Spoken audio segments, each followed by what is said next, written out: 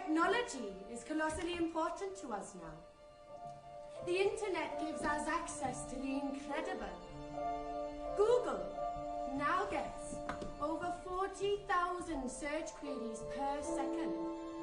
That translates to 3.6 million queries per day and 1.6 trillion per year worldwide. 1 in 9 teens use the internet to look up information about mental health, sexual health, and drugs.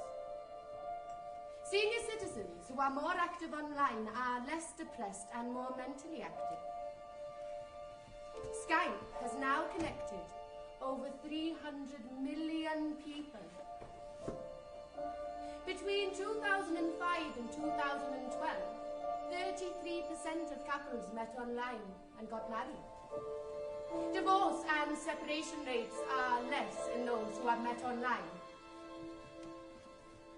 You found love online. You kept in touch online. You felt safe online. But with every yin, there is a yang. You've gotten so used to this technology that you can't put it down. As of this year, doctors will be able to prescribe time off of social media to their patients. There is now a medical diagnosis for addiction to the internet.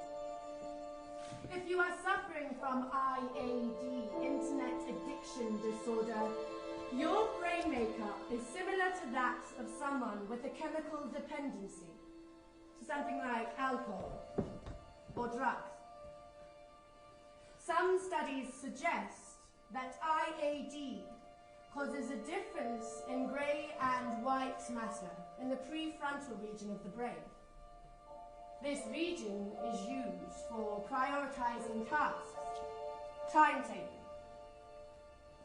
i.e., if you are suffering from IAD, the internet takes precedence over necessary life tasks.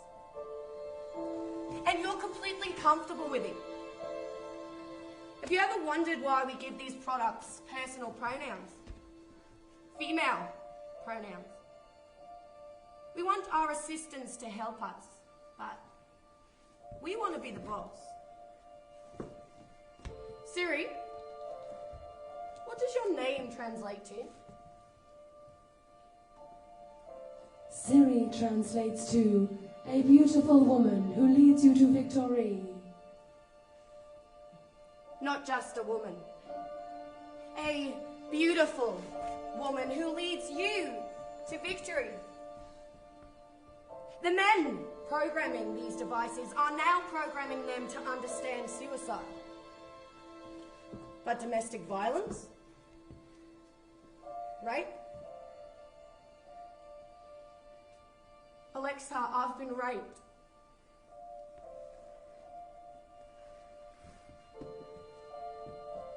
I'm sorry.